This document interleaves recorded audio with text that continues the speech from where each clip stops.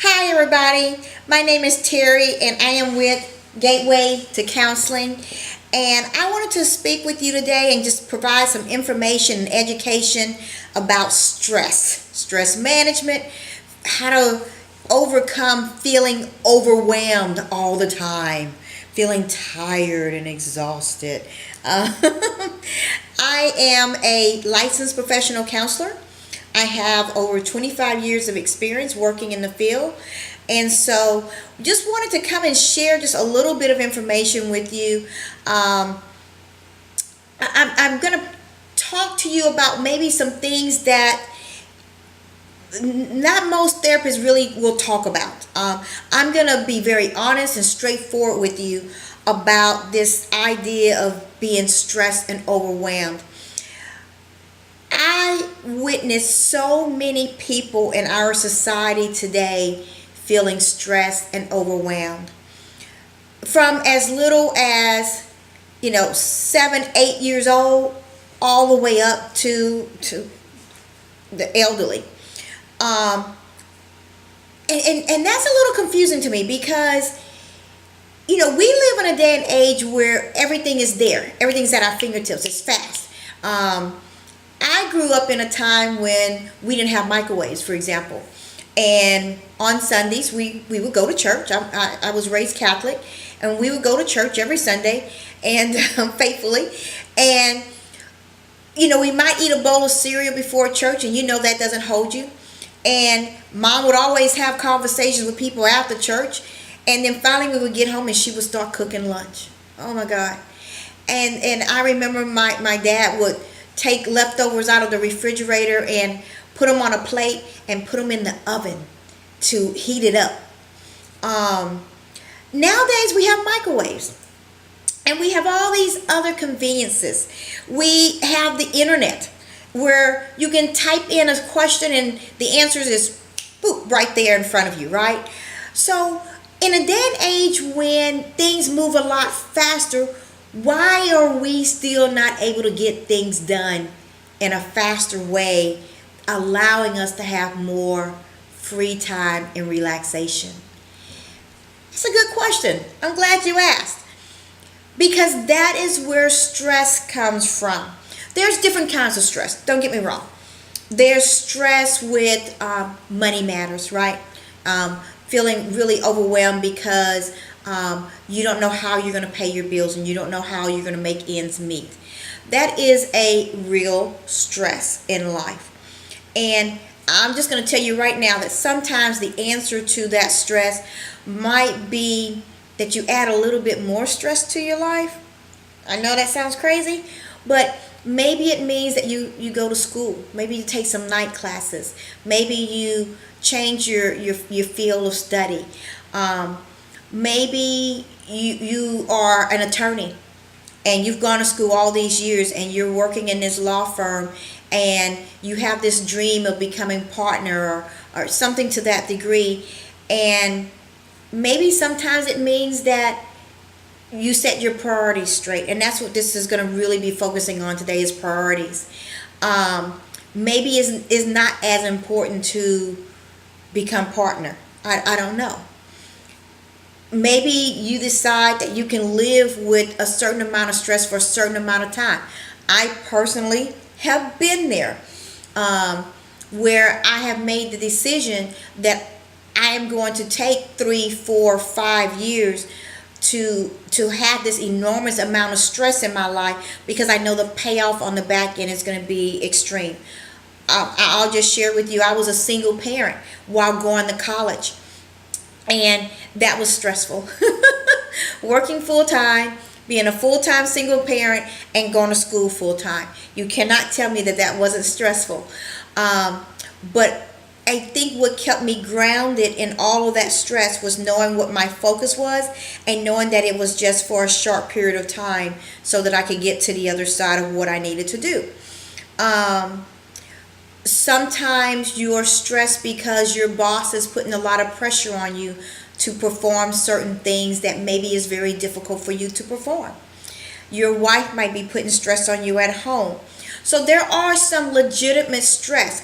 But I am going to come to you today and talk about priorities. I think the biggest problem we have is that we are trying to do too much.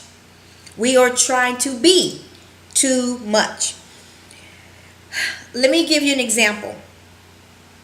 Let's say that we have a husband and wife, and husband works all day. He's trying to climb the ladder at work, so he might be working 60, 70 hours a week, so he's not always home. The wife also works, which is very typical nowadays, right? So the wife is also working, and she has her own stresses. Maybe she's a nurse. She's having to deal with a lot of stress at work. She's able to get off at a decent time and come home, but because of her husband's schedule, she's the one who primarily has to do the cooking. She's the one who has to do the grocery shopping. And you got young kids. Let's say you got a 9-year-old in elementary and a 12-year-old in junior high. And one's a girl and one's a boy. And they're very involved. There's PTO meetings, and there's ballet lessons and soccer lessons and piano lessons and flute lessons and basketball and football and baseball. And each of your kids are involved in at least 2 extracurricular activities. And let's just say that you belong to a synagogue, a church, whatever, and you volunteer and you give back because that's what you're supposed to do, right? And you got all these different things going on. And by the way, Friday, this project is due for Sally Sue, and you got to go to the store and make a special trip because you got to buy these supplies to help her with this project.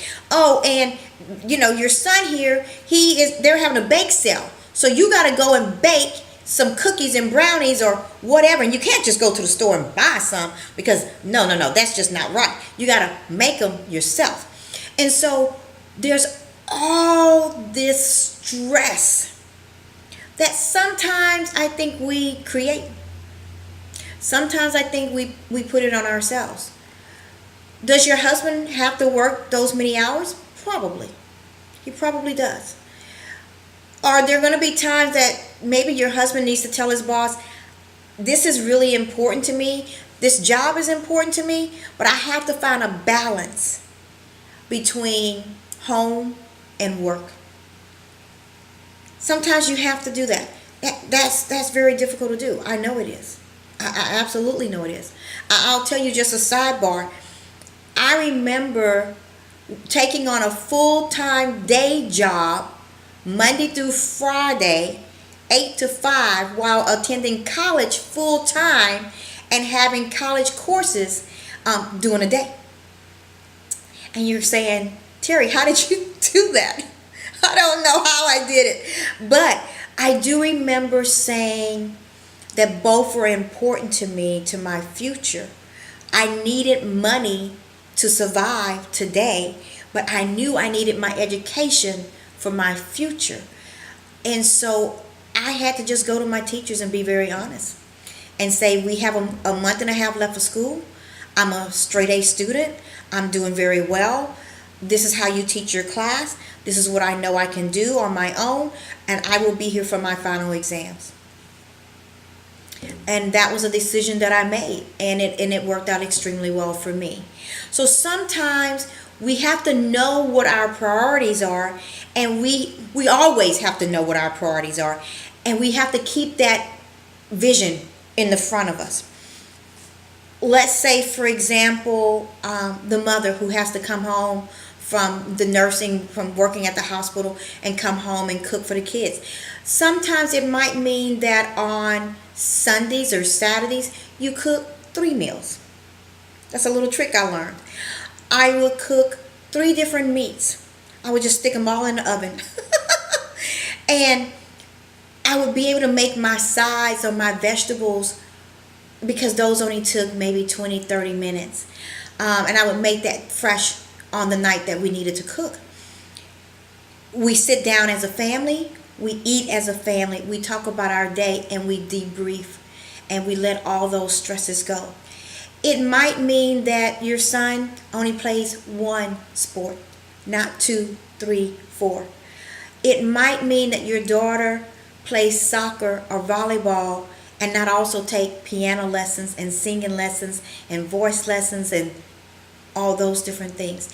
It might mean that each of you only have one extracurricular activity outside of your normal day. And it might mean sometimes that you don't do anything for a period of time. It might mean that this is a hard semester. It's going to be calculus and all these other very important subjects to get you through high school. And it might mean that your kids don't do any other activities. Again, what is the vision? What is the focus? What are you moving towards? Is your son so gifted as an athlete that football is possible to get a scholarship and go to UT? Hook 'em. Or Roll Tide. Whatever it may be. Maybe he has that skill and that ability. And not only do you believe it, he believes it, and the coaches believe it. And so maybe you need to prioritize that. And everything else falls off. You see what I'm saying? But there has to be a balance. Sometimes it might mean that you're invited to a party, a kids party on Saturday afternoon, adult party Saturday night, and you might have to say no. You just might have to say no and stay home. It might mean that on Sundays, maybe you stay home all day and don't leave the house. You don't go to visit friends. You don't go to visit family members because you know what's involved in that. You got to get up. You got to get dressed. You got to get everybody ready. You got to do this. And then you got to bring something. You can't just walk in empty-handed. And you know how much they love your German chocolate cake, so you got to make a German chocolate cake. That's a lot of stress. I personally am a huge football fan, and I love going to the Texans game. I'm here in the Houston area, and I'm a season ticket holder. But even though I've paid a lot of money for those tickets, there are times that I say no. Because going to a football game on a Sunday that starts at noon means I'm leaving my house by 9 in the morning and I'm not coming home till 5 in the afternoon. That's a long day. That's a work day. And sometimes it's easier to say my body needs rest. My body does not need the added stress of going, doing, being there for everybody else. What's my focus? What's my priority? My family is my priority. My health is my priority. That even means that if you volunteer at church, sometimes you're going to have to say no. If you're involved in a PTO at school, sometimes you're going to have to say no. If you're in charge of catering, the carpool and doing all this and taking people here and there, sometimes you're going to have to say no. And that's just the truth. And then when you say no, take care of your body. That means doing things like sitting in a hot tub and taking a long bubble bath. Sometimes it means just sitting out in your backyard. If you like a glass of wine or beer or whatever, go and just sit outside and just sit. Sometimes it's the family on a Friday night sitting upstairs or sitting in your media room or sitting in the bedroom and watching movies, eating popcorn, laughing, and you and your family enjoying one another. It means closing everything else off so that you can debrief and release that stress. Sometimes it's exercising. That's what I like to do. I love to exercise. I love to just hit the streets when the weather is nice and run 10 miles. And my mind it clears. It just clears. And that's a phenomenal thing. But I also tell you that sometimes I work out so much that becomes too much. Everything in balance, right? If I got a lot going on at work and I really want to get to the gym, well, sometimes I'm not going to get to the gym. Sometimes my body says, you need to just sit on the couch and watch sitcoms. Yes. So sometimes that's what you need to do. Or just watch a funny movie. Or sometimes not watch anything, guys. Sometimes just sit. Maybe read a book. I like to practice meditation. I like to practice being still. I like to just still my mind. And so sometimes I just sit in silence. And that allows me to regroup. And I tell you what's amazing.